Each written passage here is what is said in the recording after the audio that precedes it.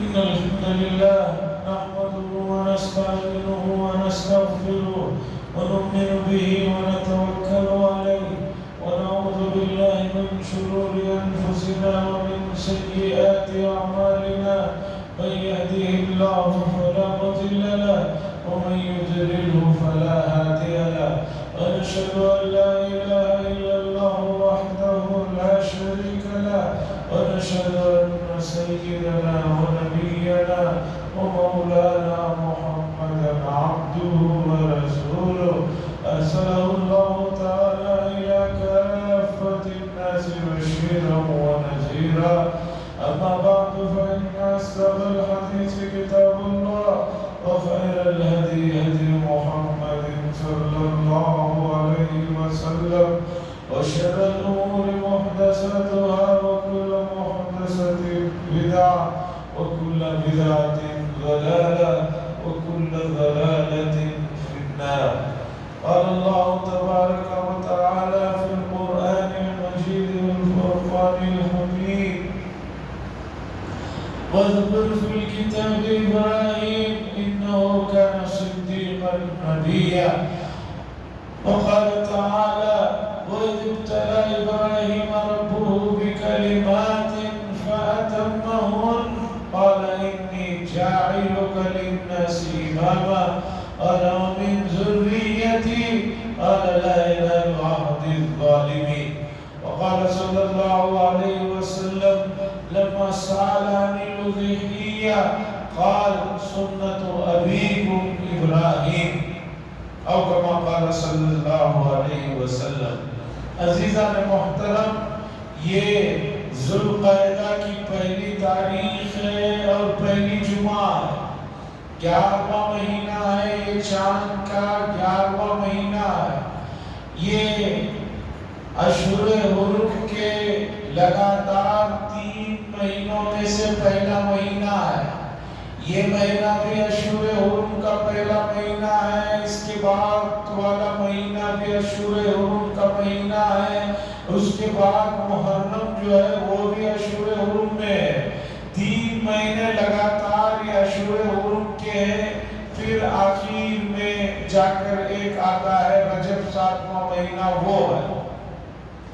تو یہ ذوالقعدہ یہ اشہر حرم کے مہینوں میں ایک مہینہ ہے. اشہر شہر کی جمع ہے. شہر کے معنی مہینہ، اشہر کے معنی مہینے. حرم ہے، اس کے معنی محترم. محترم مہینوں میں کا یہ پہلا مہینہ ہے. 4 مہینے جن کی حرمت رسول اللہ صلی اللہ علیہ وسلم سے بھی بہت پہلے حضرت ابراہیم علیہ السلام کے زمانے سے چلی آ رہی تھی کہ ان 4 مہینوں کا بہت احترام کیا جاتا تھا. حتیٰ کہ ان مہینوں میں تمام دشمنیوں کو مٹا کر تلواروں کو نیاموں میں ڈال کر جنگوں کو بھی بند کر دیا جاتا تھا اور آپس میں شیر و شکر بن کر رہ جاتے تھے. عربی مہینوں کی بہت سی اس کے پیچھے، ان ناموں کے پیچھے کی وجہ بھی جو ہے لکھی جاتی ہے. ذوالقعدہ کی وجہ لکھی گئی ہے. قاعدہ جو ہے قعود لفظ سے بنا ہے جس کے معنی ہے بیٹھ جانا، بیٹھنا. تو یہ مہینے میں جنگوں سے اپنے آپ کو روک کر بیٹھ جاتے تھے، اس لیے اسے ذوالقعدہ کہا جاتا ہے. چونکہ اس سے پہلے مہینے تک جنگوں میں باہر گھومتے پھرتے تھے، رہتے تھے، لڑتے رہتے تھے، لیکن جو ہی یہ مہینے کا چاند نظر آتا اب بیٹھ جاتے تھے، اب سکون سے گھروں میں رہنے لگتے تھے. اس لیے بیٹھنے والا مہینہ بھی لغوی اعتبار سے اس کی جو ہے تعریف اور تشریح کی گئی ہے. ہمارے لیے یہ مہینہ اس لیے بھی اور زیادہ محترم اور معزز بن جاتا ہے کہ یہ وہ مہینہ ہے جو حج کے مہینوں میں سے ایک مہینہ ہے. حج کا سلسلہ زمانے کے ساتھ بھی خاص ہے، مکان کے ساتھ بھی خاص ہے۔ حج ہر جگہ نہیں کیا جا سکتا، حج ہر مہینے میں نہیں کیا جا سکتا۔ حج کے لیے زمانہ بھی خاص ہے، جگہ بھی خاص ہے۔ اور الحمدللہ حج کے مہینے کی شروعات ہوئی اور 2-3 دن سے الحمدللہ پورے ملک سے حجاج کرام کی مختلف جگہوں سے روانگی ہو رہی ہے، اور اب کے بعد جو ہے الحمدللہ تمام حجاج کو پہلے سیدھا اپنے وطن سے مدینہ منورہ پہنچایا جا رہا ہے۔ یہ اچھا ہے کہ مدینہ منورہ میں پہلے آدمی جائے گا، وہاں رہ کر اسے مدینے کے ماحول میں اس کی طبیعت کے اندر نرمی آئے گی، اس کی طبیعت کے اندر جمال آئے گا، اس کی طبیعت کے اندر جو ہے روزے پر حاضری کی وجہ سے کچھ جو ہے ظلمتیں، کچھ تاریکیاں ختم ہوگی، تو بہت پاک صاف ہو جائے گا۔ پھر یہاں سے احرام باندھ کر ذوالحلیفہ سے، جہاں سے رسول اللہ صلی اللہ علیہ وسلم نے احرام باندھا تھا، حج پر جائے گا تو حرم کے انوار و تجلیات کو بہت زیادہ اور بہت جلد اپنے اندر سے بیٹھ لے۔ اور حجاج کرام اس سال مجھ سے پوچھے کہ ہم ڈائریکٹ مدینہ جا رہے ہیں، حج کو نہیں جا رہے ہیں، پہلے عمرہ نہیں ہو رہا ہے۔ ذرا ان کے چہروں پر جو ہے پریشانی دکھی۔ میں نے کہا نہیں، یہ اچھا ہو رہا ہے، اس لیے کہ گزرے ہوئے زمانوں میں ہمارے اکابرین کا بھی یہی معمول تھا کہ وہ پانی کی جہاز سے جدہ جاتے، پھر جدہ سے اتر کر بس یا اونٹوں کے ذریعے سے مدینہ پہنچتے، مدینے میں ایک وقت گزار کر پھر وہاں سے احرام باندھ کر جو ہے وہ عمرے کے لیے مکہ المکرمہ آتے۔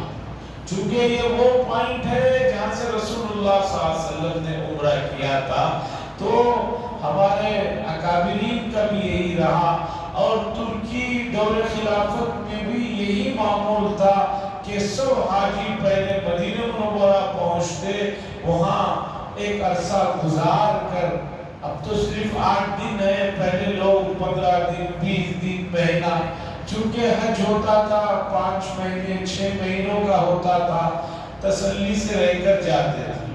اب تو جو ہے حج الحمدللہ سفر کی آسانیوں کی وجہ سے سمٹ کر 40 دن میں، 45 دن میں، 36 دن میں، 30 دن میں ہو گیا ہے۔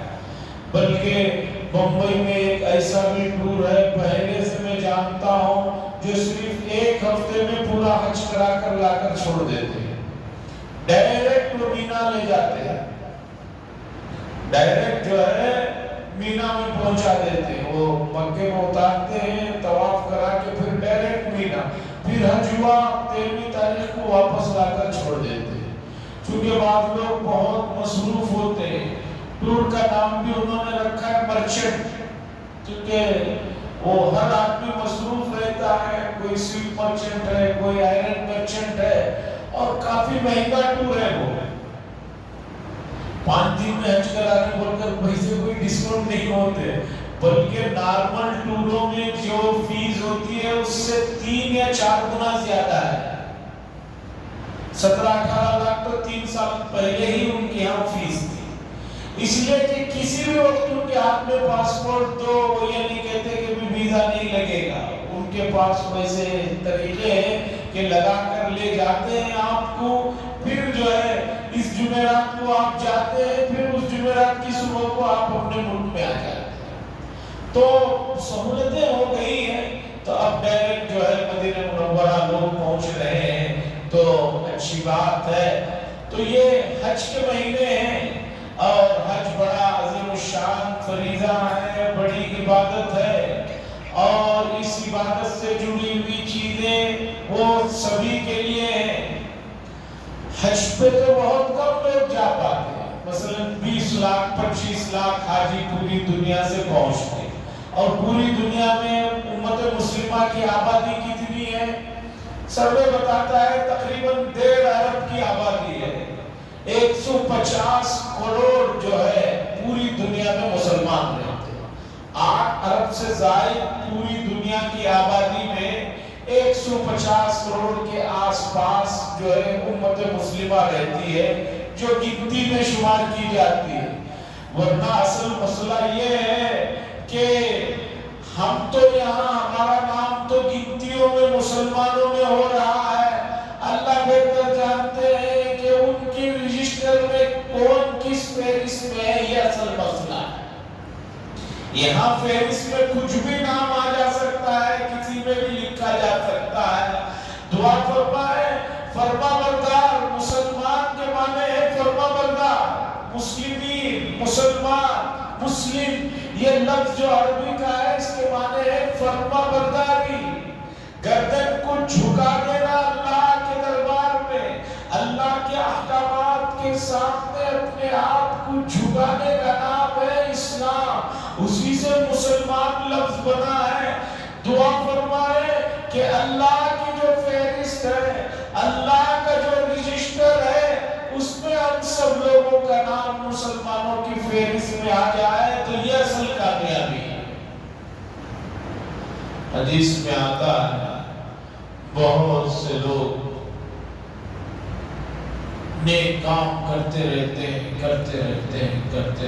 ہیں یہاں تک کہ ان کے اور موت کے درمیان میں ایک بالش کا فرق رہ جاتا ہے، تھوڑا سا گیپ رہتا ہے، پھر اچانک کوئی ایسا کام کر گزرتے ہیں جس کی وجہ سے وہ اسلام کے دائرے سے نکل کر کفر کے دائرے میں داخل ہوتے ہیں اور مر جاتے ہیں۔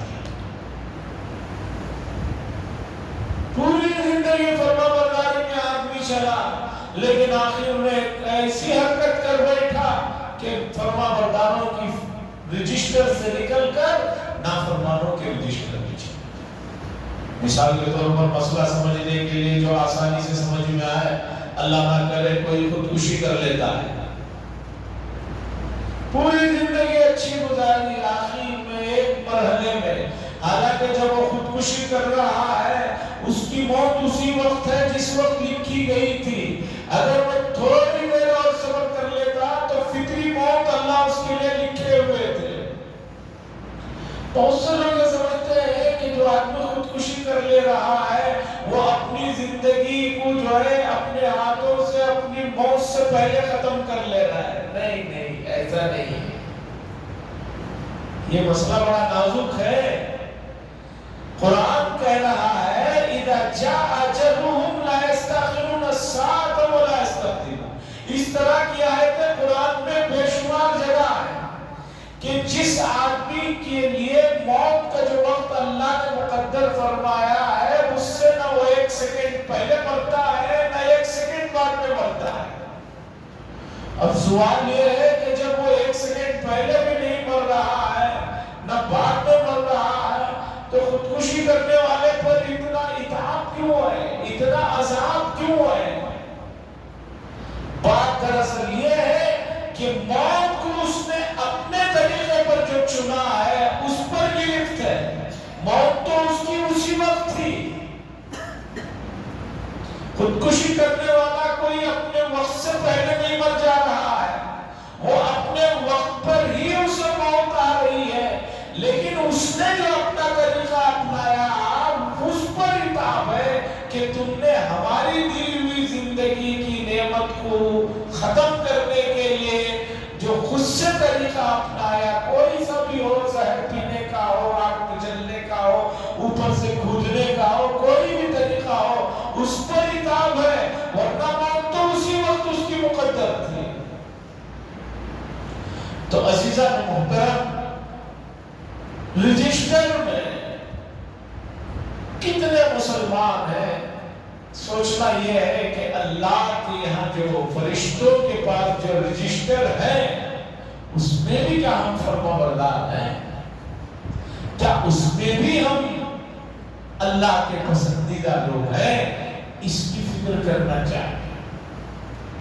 اور امت اس مسئلے میں اتنی بے فکر ہے، اتنی اپنے آپ میں خوش فہمی میں ہر آدمی مبتلا ہے، خوش فہمی کا مرض، خوش فہمی کی عادت کہیے یا خوش فہمی کی بیماری کہیے، امت کو اتنی زیادہ ہو گئی ہے کہ ایک آدمی جو کبھی کبھی جمعہ میں نماز پڑھ لیتے ہیں یا کبھی کبھی عیدین کی جو نماز پڑھ لیتے ہیں یا روزانہ کوئی ایک دو نماز پڑھ لیتے ہیں، وہ اتنے خوش ہیں، وہ اتنے خوش ہیں، وہ سمجھ رہے ہیں کہ اللہ پر بہت بڑا ہم لوگ احسان کر رہے ہیں۔ مسجد جا رہے ہیں ہم لوگ مسجد جا رہے ہیں، بھائی نماز پڑھتے ہیں ہم لوگ، سنڈے کے دن 2 نمازیں پڑھ لیتا ہوں حضرت میں۔ بعض نوجوان کہتے ہیں بھائی کب نماز پڑھی؟ حضرت ڈیلی ہر سنڈے میں 2 سے 3 نمازیں پڑھ لیتا ہوں، اور اس پر وہ بہت خوش ہے کہ میں بہت بڑا مسلمان ہوں، میں بہت بڑا فرمانبردار ہوں، میں بہت بڑا اللہ کا ولی ہوں۔ سنیے حضرت عمر بن خطاب رضی اللہ تعالیٰ خلیفۃ المسلمین، امیر المومنین، جن کے زمانے میں پوری دنیا میں اسلام جتنے بڑے زمینی رقبے پر پھیلا ہے وہ تاریخ میں ایک مثال ہے۔ اس امیر المومنین عمر بن خطاب رضی اللہ تعالیٰ عنہ کے فضائل میں 2 باتیں صرف رکھتا ہوں۔ پہلی بات یہ ہے کہ قرآن کریم میں تقریباً 10 مقامات ہیں، 10 جگہ ایسی ہیں کہ انہوں نے ایک چیز کی چاہت کی، فرمائش کی اور اپنے دل کی رائے کو رسول اللہ صلی اللہ علیہ وسلم کے سامنے رکھا کہ میرا دل یہ چاہتا ہے، میری یہ خواہش ہے کہ ایسا کوئی حکم آ جائے تو فوراً قرآن میں اسی ان کی خواہش کے مطابق آیت اور حکم نازل ہوا۔ ایسے 10 مقامات ہیں۔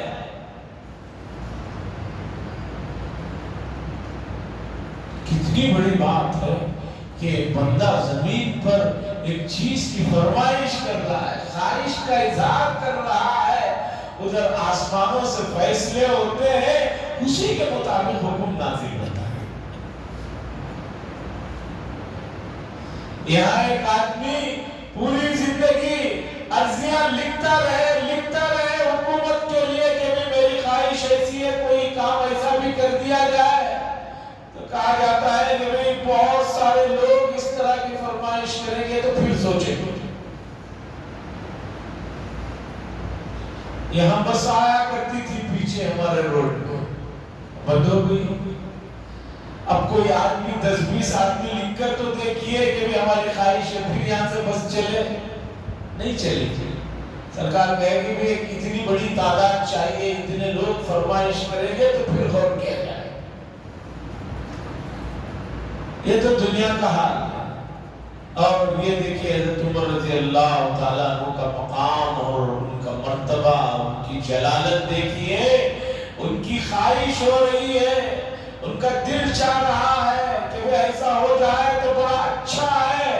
آسمان سے جو ہے حکم نازل ہوتا ہے، رب العالمین ڈائریکٹ ان کی خواہش کے مطابق فیصلہ فرما ہے۔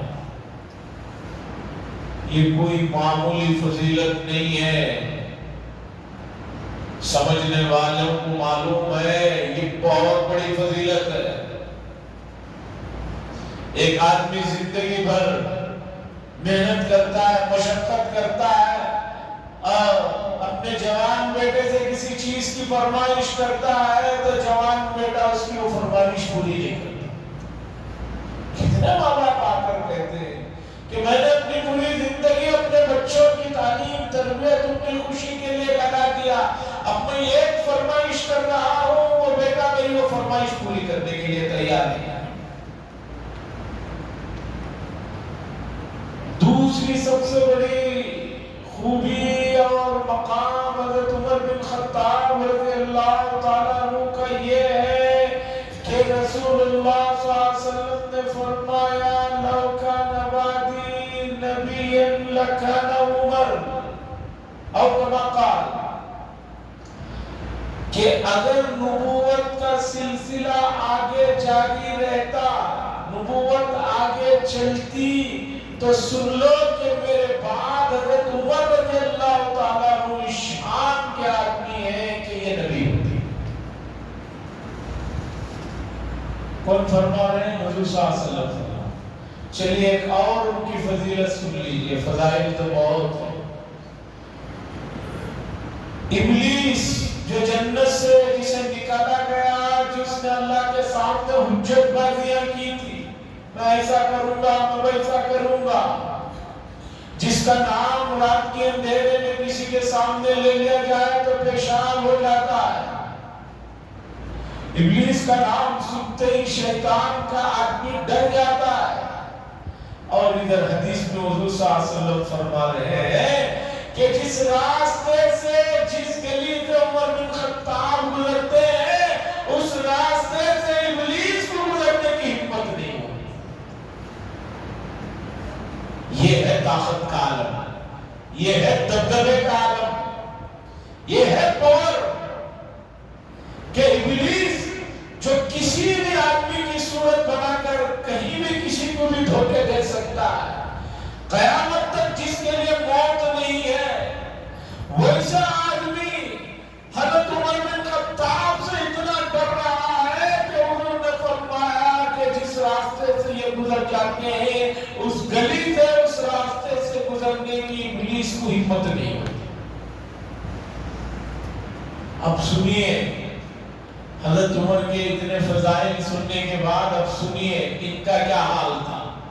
ان کا حال یہ تھا کہ رسول اللہ صلی اللہ علیہ وسلم کے صحابہ میں ایک صحابی ہیں حذیفہ ابن الیمان رضی اللہ تعالیٰ۔ یہ رسول اللہ صلی اللہ علیہ وسلم کے بہت ہی خاص الخاص صحابی مانے جاتے ہیں، اس معنی میں کہ رسول اللہ صلی اللہ علیہ وسلم نے ان کو بہت ہی خاص اور راز کی باتوں کو بتایا تھا۔ سیکرٹ جو ہوتے ہیں اس سے حضور صلی اللہ علیہ وسلم نے ان سے شیئر کیا تھا، اور حضور صلی اللہ علیہ وسلم نے بتایا تھا کہ مدینے میں جو بہت سے لوگ اپنے آپ کو مسلمان کہہ کر آ کر حضور کی مجلسوں میں جی جی کرتے ہیں، اس میں کون کون منافق ہیں، ان سب کے نام حضور صلی اللہ علیہ وسلم نے ان کو بتایا تھا کہ ظاہری طور پر مومن بن کر جو آ رہے ہیں، مسلمان بن کر، یہ اصل میں منافق ہیں۔ اور منافقین کا انجام کیا ہے؟ ان المنافقین فی الدرک الاسفل من النار، جہنم کا جو سب سے نچلا حصہ ہوگا اس میں ڈالا جائے گا، اس میں رکھ کر ان کو عذاب دیا جائے گا۔ یہ حضرت حذیفہ ابن الیمان ہے جن کو رسول اللہ صلی اللہ علیہ وسلم سے یہ پوچھتے تھے، اور حضور صلی اللہ علیہ وسلم نے ان کو بہت سے راز کی چیزیں بتائی تھی، اور یہ مشہور تھے کہ رازدار رسول، رسول اللہ صلی اللہ علیہ وسلم کے رازدار۔ اب سنیے حضرت عمر بن خطاب رضی اللہ تعالیٰ عنہ اپنے دور خلافت میں جب عروج کا زمانہ چل رہا ہے، ایک مرتبہ حضرت حذیفہ ابن الیمان رضی اللہ تعالیٰ عنہ کو بلاتے ہیں، بلا کر ان کا بہت اعزاز و اکرام کرتے ہیں، اور اس کے بعد پوچھتے ہیں، اے حذیفہ ابن الیمان، میں تمہیں اللہ اور ان کے رسول کا واسطہ دیتا ہوں، مجھے سچ سچ بتاؤ کہ حضور صلی اللہ علیہ وسلم نے جن منافقین کے ناموں کو تمہیں بتایا ہے، منافقین کی جو فہرست گنائی ہے، کیا میرا بھی اس میں نام تو نہیں ہے؟ مجھے بتاؤ۔ ایک آدمی جس کی خواہش کے مطابق قرآن کی آیتیں اتر رہی ہیں، نبوت اگر جاری رہتی حضور کے بعد تو نبی بنانے کے مقام پوشت کا آدمی ہے، اس درجے کا آدمی ہے کہ شیطان اس گلی سے نہیں گزر رہا ہے، لیکن اس آدمی کو اپنے منافق ہونے کا خوف ہو رہا ہے۔ اور رازدار رسول حضرت حذیفہ ابن الیمان سے کہتے ہیں کہ کہیں حضور نے میرا نام تو نہیں بتایا ہے کہ میں بھی منافقین کی فہرست میں ہوں، سچ سچ بتاؤ منافقین کی فہرست میں میرا نام ہے یا نہیں ہے؟ اس آدمی کو اپنے ایمان کی فکر ہو رہی ہے۔ اور ایک آج ہم امت مسلمہ کے افراد جو کبھی اتوار میں دو نمازیں پڑھ لیتے ہیں، کبھی جمعہ کی ایک نماز پڑھ لیتے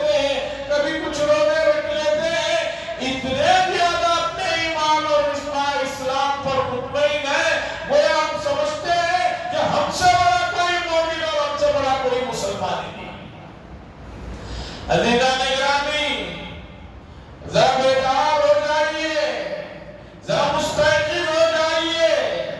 دنیا فانی ہے، دنیا ختم ہونے والی ہے. کوئی ہمیشہ رہنے کے لیے نہیں آیا ہے، کوئی بھی نہیں رہا ہے اور کوئی بھی نہیں رہے گا اللہ کی ذات کے علاوہ. کل من علیہا فان ویبقى وجہ ربک ذو الجلال والاکرام. ہر چیز کو فنا ہونا ہے، باقی تو بس تیرے رب کی ذات رہنے والی ہے. کل نفس ذائقۃ الموت وما جعلنا لبشر من قبلک الخلد انک میت وانہم میتون. کتنے آیتیں ہیں جو اس مفہوم کو بتا رہی ہیں. بتانا یہ ہے کہ آدمی کو اپنے ایمان اور اسلام کی فکر کرنی چاہیے. اب آج کل ہر آدمی کورونا کے بعد خاص طور پر اپنا میڈیکل چیک اپ کراتے رہتا ہے. اگر وہ نہ بھی کرانا چاہے تو دن رات فون میں میڈیکل کے بہت سی جگہوں سے فون آتے رہتے ہیں. اسپیشل آفر ڈالا گیا ہے، آئیے پورا ماسٹر چیک اپ ہے، وہ چیک اپ ہے، یہ چیک اپ ہے. آدمی کہتا ہے چلو بھی جا کر چیک اپ کرا ہی ہے.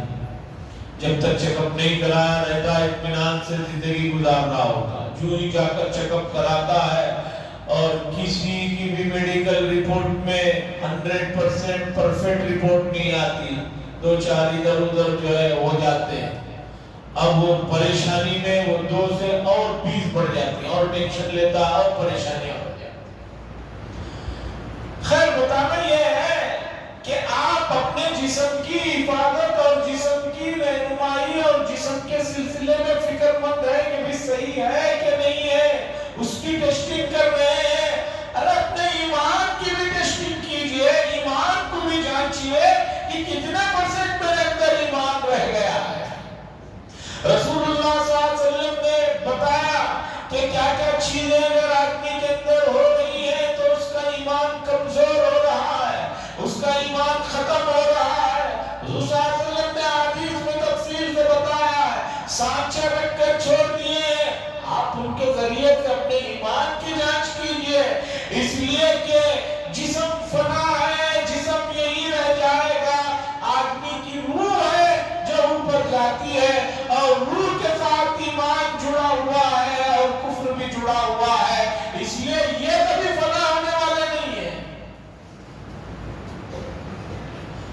روح کبھی فنا نہیں ہوتی ہے، روح ہمیشہ رہے گی، وہ ہمیشہ ہے. آدم علیہ السلام کو پیدا فرمانے کے بعد قیامت تک پیدا ہونے والے انسانوں کی روحوں کو اللہ نے بنا دیا ہے. وہ رکھی ہوئی ہے، وہ کبھی ختم نہیں ہوتی. آدمی یہاں پر جب گزر جاتا ہے تو اسے کہا جاتا ہے انتقال ہو گیا ہے.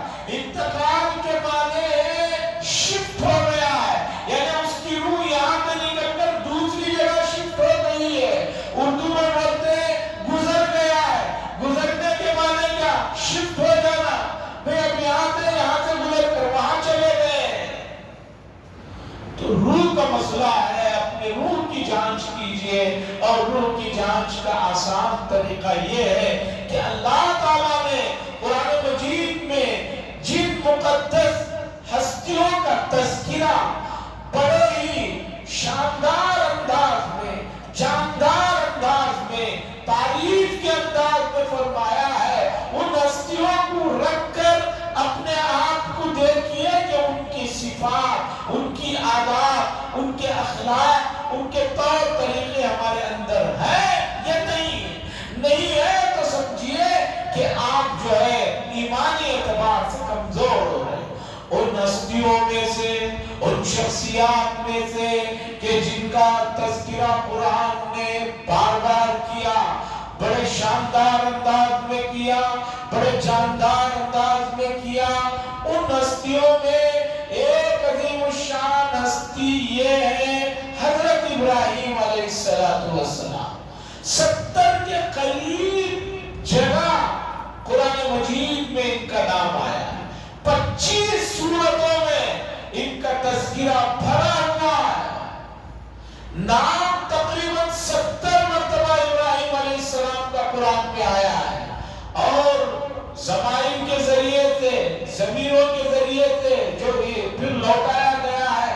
انہوں نے کہا، کنہوں نے؟ ابراہیم علیہ السلام نے. اس طرح کا اگر تصور جمع کیا جائے تو وہ بہت بڑی تعداد ہو جاتی ہے. قرآن مجید میں اتنی جگہ ابراہیم علیہ السلام کا جو تذکرہ آیا ہے. اور اب جب کہ حج کے مہینے بھی شروع ہو گئے ہیں، حج کا جو عظیم الشان فریضہ ہے، اس پورے فریضے میں ابراہیم علیہ السلام اور ان کے گھرانے کی، پورے گھرانے کی قربانیاں، پورے گھرانے کا اللہ کی راہ میں اپنے آپ کو قربان کر دینا، اور پورے اس حج کے سفر میں اللہ کے لیے اپنے آپ کو مٹا دینے کی جو شان حضرت ابراہیم اور ان کے گھرانے کی نظر آتی ہے، وہ جگہ بھی آج جو ہے گواہی دے رہی ہے.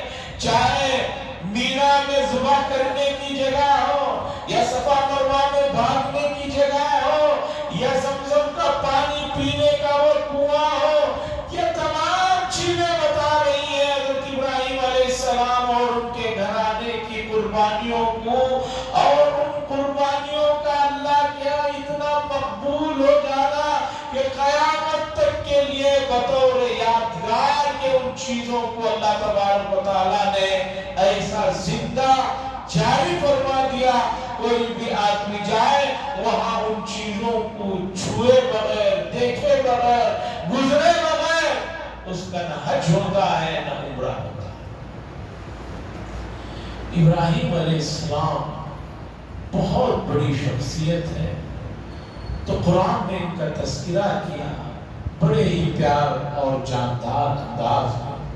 اور اللہ نے بتایا کہ جب بھی اللہ نے ان کے ساتھ کسی بھی معاملے میں آزمایا فَأَتَمَّهُمْ، یہ مکمل اترے. اب ہماری بھی ذمہ داری ہے، آزمائشوں میں اللہ کی طرف سے آزمائشیں آتی ہیں. کبھی خوشی میں بھی آزمائش ہے، کبھی غم میں آزمائش ہے، کبھی کسی کے انتقال کے موقع پر آزمائش ہے، کبھی دوسرے تیسرے موقعوں پر آزمائش ہے. ہم بھی جن کا نام لیتے ہیں ابراہیم علیہ السلام، جن کا تذکرہ بھرا ہوا ہے، نماز میں درود میں جن کا نام آتا ہے، یہ تمام چیزیں جو ابراہیم علیہ السلام کی جو یاد دلا رہی ہیں، ہمیں بھی جو ہے آزمائشوں میں صبر کے ساتھ، تحمل کے ساتھ، برداشت کرتے ہوئے گزارنا ہے. اور جب بھی مسائل اور مشاکل پیش آئے، ابراہیم علیہ السلام کی صفات میں اللہ نے فرمایا جو ہے اوّاہ منیب، بہت زیادہ آہیں بھرنے والے تھے.